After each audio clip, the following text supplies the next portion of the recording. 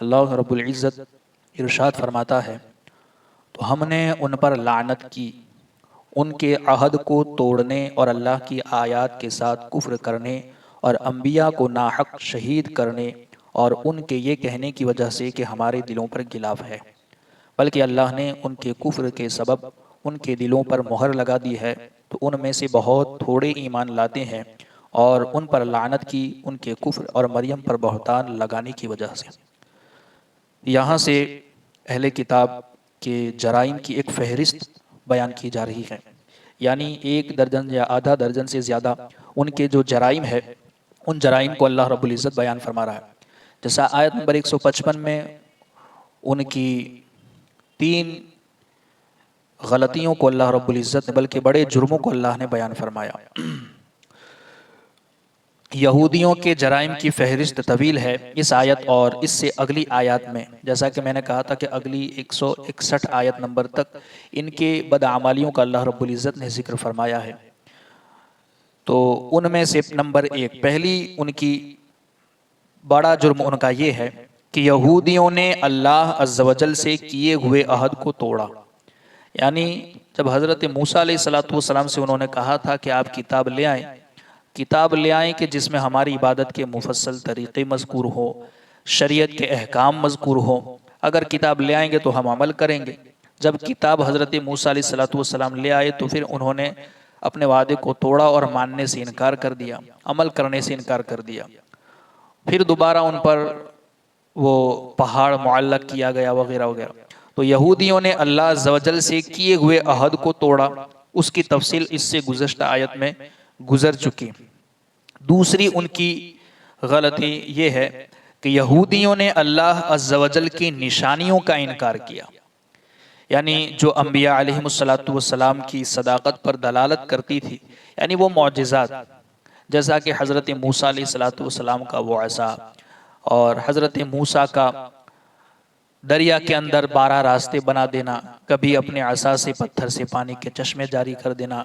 کبھی عصا درخت کی شکل میں بن جاتا، کبھی اژدہا بن جاتا وغیرہ، بہت سے ایسے معجزات جو حضرت موسیٰ علیہ السلام نے ظاہر ہوئے۔ تو یہودیوں نے اللہ عز و جل کی ان نشانیوں کا بھی انکار کیا جو انبیاء علیہ السلام کی صداقت پر دلالت کرتی تھی، یعنی وہ نشانیاں جو انبیاء کے نبی ہونے پر دلالت کرتی تھی۔ وہ کون سی نشانی؟ یعنی ان کے معجزات۔ معجزہ ہی وہ نشانی ہے اللہ کی جو ایک نبی کے نبی ہونے پر دلالت کرتی ہے، تو ان کا انہوں نے انکار کیا، جیسا کہ حضرت موسیٰ علیہ السلام کے معجزات۔ یہ ان کی دوسری غلطی۔ تیسری جو اس میں، اور 4 چیزیں اس میں بیان کی گئی، اس میں تیسری غلطی ان کی یہ ہے کہ یہودیوں نے انبیاء کرام علیہ السلام کو شہید کیا، اور یہودی خود سمجھتے تھے کہ ان کا انبیاء علیہ السلام کو شہید کرنا ناحق ہی تھا، یعنی کسی نبی کو شہید کرنا ہی ناحق ہوتا ہے۔ تو یہ تو ناحق، انہوں نے تو کئی نبیوں کو شہید بھی کیا، انبیاء کرام علیہ السلام کو، یہودیوں نے، اور وہ یہودی شہید کرنے کے بعد وہ خود بھی یہ جانتے تھے کہ ہم نے یہ ناحق ان کو شہید کیا ہے، حالانکہ کسی بھی نبی کو شہید کر دینا یہ ناحق ہی ہوتا ہے۔ چوتھی غلطی ان کی اور ان کا جرم یہ کہ یہودیوں نے نبی کریم صلی اللہ تعالی علیہ وسلم سے کہا تھا کہ ہمارے دلوں پر غلاف چڑھے ہوئے ہیں،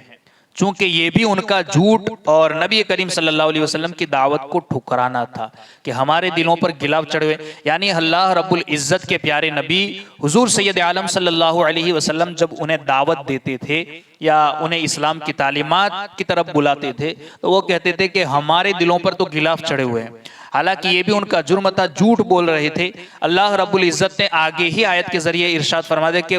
وہ غلاف نہیں چڑھے ہوئے، بلکہ اللہ رب العزت نے ان کے دلوں پر مہر لگا دی ہے،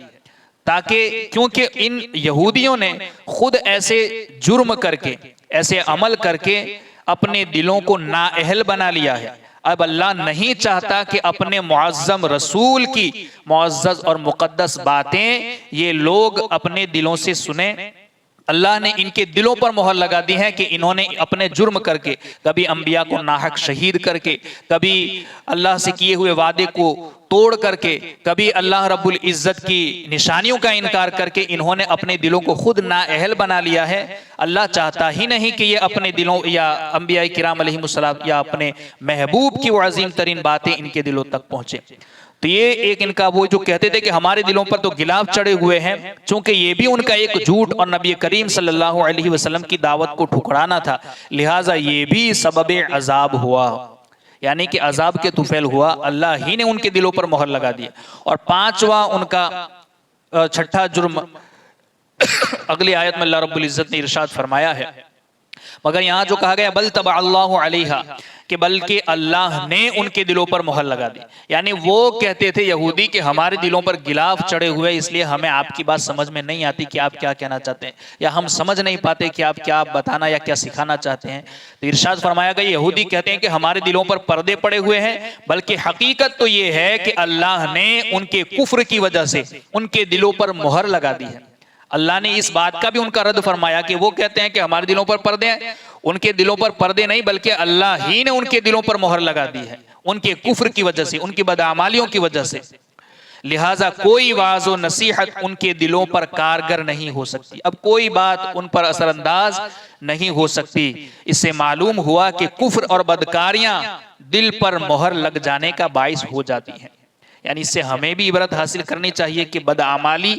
اور کفر اور گمراہی ایک ایسی چیز ہوتی ہے، بڑے جرم یا جرائم، کہ جس کی وجہ سے مہر لگ جاتی ہے، جس سے واعظ و نصیحت یا دینی معلومات یا دینی یا اصلاحی باتیں دل پر اثر انداز نہیں ہوتی۔ یہ کیوں نہیں ہوتی؟ اس کی وجہ یہ ہے کہ یہ کفر ہے، بدکاریاں ہیں، بدعمالیاں ہیں، اس کی وجہ سے دلوں پر مہر لگا دی جاتی ہے۔ جیسا کہ یہودیوں کے بارے میں اللہ نے کہا کہ بل طبع اللہ علیہا بکفرہم، کہ اللہ نے ان کے کفر کے سبب ان کے دلوں پر مہر لگا دی ہے،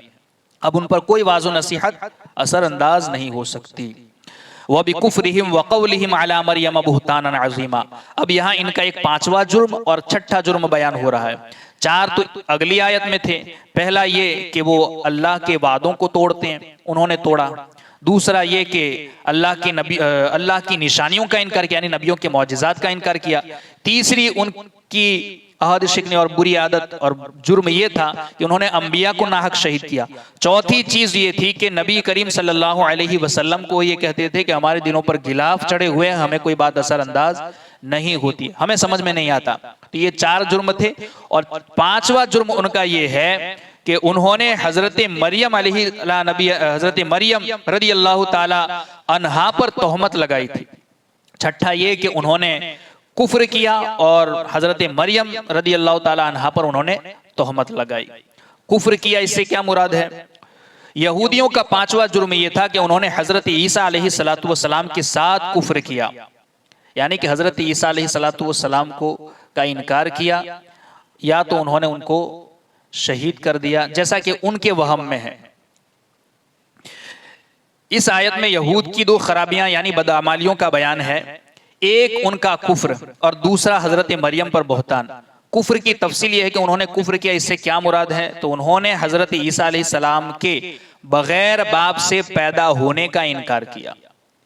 یعنی کہ اللہ رب العزت کی یہ قدرت ہے کہ اس نے حضرت عیسیٰ کو بغیر باپ کے پیدا فرمایا،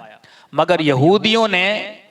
حضرت عیسیٰ علیہ السلام کے بغیر باپ سے پیدا ہونے کا انکار کیا، اور یہ انکار دراصل اللہ تعالیٰ کی قدرت کا انکار ہے، اور اللہ کی قدرت کا انکار کرنا یہ کفر ہے۔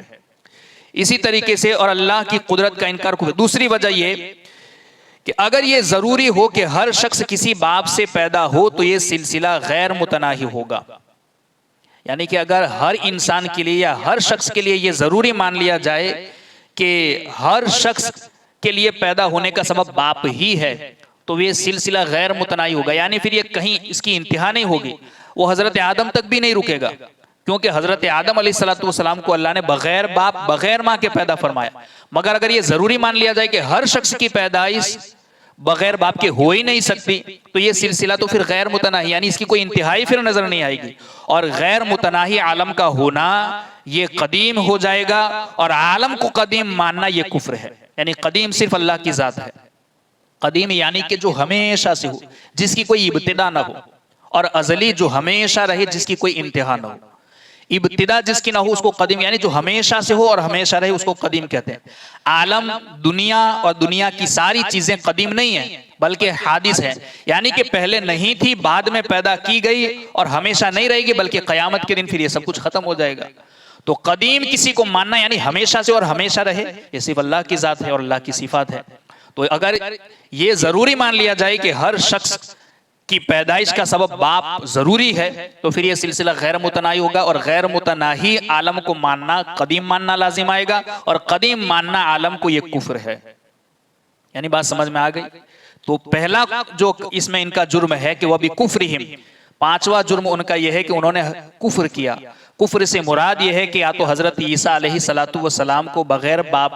سے پیدائش کا انکار کرنا، یا تو پھر یہ ہے کہ یہ ضروری مان لیا جائے تو پھر عالم کو قدیم ماننا لازم آئے گا، اور عالم کو قدیم ماننا یہ بھی کفر ہے۔ اللہ کی قدرت کا انکار بھی کفر، جو حضرت عیسیٰ علیہ السلام کو اس نے بغیر باپ کے پیدا کر کے اس نے اپنی قدرت کا اظہار فرمایا،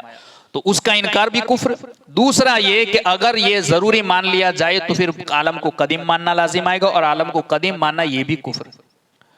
اور دوسرا جو جرم اس آیت میں اللہ رب العزت نے ان کا بیان فرمایا کہ ان کی سرکشی یہ تھی کہ انہوں نے حضرت مریم رضی اللہ تعالیٰ عنہا پر بہتان لگایا، یعنی کہ حضرت مریم پر انہوں نے تہمت لگائی، زنا کی۔ انہوں نے ایک پاک دامن پر زنا کی تہمت لگائی، جبکہ ان کی پاک دامنی پر اللہ کے نبی حضرت عیسیٰ علیہ السلام نے مہد پالنے میں کلام کر کے دلیل قائم کی۔ یعنی جب حضرت عیسیٰ علیہ السلام کی والدہ حضرت مریم پر انہوں نے تہمت لگائی زنا کی، تو حضرت عیسیٰ علیہ السلام جو کہ ابھی جھولے میں تھے، پالنے میں تھے، جس کو کہتے ہیں مہد کے اندر، تو اس عمر میں حضرت عیسیٰ علیہ السلام نے کلام کر کے انہیں دلیل قائم کر کے میری والدہ پاک دامن ہے، اور یہ دلیل قائم ہو گئی۔ اسی طرح منافقین نے حضرت عائشہ صدیقہ رضی اللہ تعالیٰ عنہا پر تہمت لگائی، اور قرآن مجید نے حضرت عائشہ صدیقہ رضی اللہ تعالیٰ عنہا کی برات بیان کی، اور یہودیوں کی طرح روافض اب بھی حضرت عائشہ کی شان میں تبرہ کرتے ہیں۔ یعنی اسی طرح جیسا کہ پاک دامن حضرت مریم پر یہودیوں نے تہمت لگائی تھی، تو دلیل حضرت عیسیٰ نے پالنے کے اندر دلیل قائم کی تھی۔ یعنی اس عمر میں بچہ بولتا نہیں، مگر یہ بھی اللہ کی قدرت کی ایک نشانی ہے کہ اللہ اگر چاہے تو اپنے بندے کو کسی بھی وقت کلام کرنے کی طاقت و قوت عطا فرما دے۔ تو اس وقت حضرت عیسیٰ علیہ السلام نے کہا کہ انی عبداللہ، وہ سورہ مریم کے اندر ہے کہ پوری آیت اس کے اوپر حضرت عیسیٰ علیہ السلام نے اپنی والدہ کے پاک دامن ہونے کی جو دلیل قائم کی تھی اس عمر میں، تو وہ بھی اللہ کی ایک نشانی ہے۔ اسی طریقے سے حضرت عائشہ پر جب منافقین نے تہمت لگائی تھی تو اس وقت قرآن مقدس کے اندر اللہ رب العزت نے ان کی حضرت عائشہ کی پاک دامنی پر سورہ نور میں 18 آیتیں نازل فرمائی تھی۔ تو آج بھی روافض جو ہیں وہ حضرت عائشہ صدیقہ رضی اللہ تعالیٰ عنہ پر تبرہ آئے دن کرتے رہتے ہیں، حالانکہ قرآن ان کی پاک دامنی پر گواہی دے رہا ہے۔ اللہ رب العزت کہیں سنی باتوں پر عمل کی توفیق عطا فرمائے۔ اللہم ربنا نور قلوبنا بالقرآن وزین اخلاقنا بالقرآن ونجنا من النار بالقرآن وادخلنا فی الجنة بالقرآن۔ اللہم رزقنا تلاوة القرآن، اللہم اہدنا ہدایت القرآن، اللہم ربنا آتنا شفاعت القرآن، وصلی اللہ تعالی علی خیر خلقہ ونور عرشہ محمد وعلی آلہ واصحابہ اجمعین برحمتک یا ارحم الراحمین۔ خلاصہ کلام یہ ہے کہ ان دو آیتوں میں یہودیوں کے 6 جرموں کو بیان کیا گیا۔ پہلا جرم ان کا یہ کہ انہوں نے اللہ سے کیے ہوئے وعدے کو توڑا۔ دوسرا جرم یہ کہ انہوں نے اللہ کی نشانیوں کا انکار کیا، یعنی حضرت موسیٰ کے معجزات کا انکار کیا۔ تیسرا جرم ان کا یہ کہ انہوں نے انبیاء کو ناحق شہید کیا۔ چوتھا جرم یہ کہ وہ حضور سے یہ کہتے تھے کہ ہمارے دلوں پر پردے پڑے ہوئے ہیں بات نہ ماننے کے لیے، ایمان نہ لانے کے لیے، حالانکہ وہ یہ بھی جرم تھا، جھوٹ بول رہے۔ پانچواں جرم یہ کہ انہوں نے کفر کیا۔ کفر سے مراد یہ کہ حضرت عیسیٰ کو بغیر باپ سے پیدا ہونے کا انہوں نے انکار کیا، یہ اللہ کی قدرت کا انکار، یہ کفر ہے۔ چھٹا جرم ان کا یہ کہ حضرت مریم رضی اللہ تعالی عنہا پر انہوں نے تہمت لگائی۔ اسی طرح ان کے جرائم کی ایک لمبی فہرست ہے جو آگے آیتوں میں بیان ہوگا۔ اللہ رب العزت ہمیں سننے کی توفیق عطا فرمائے۔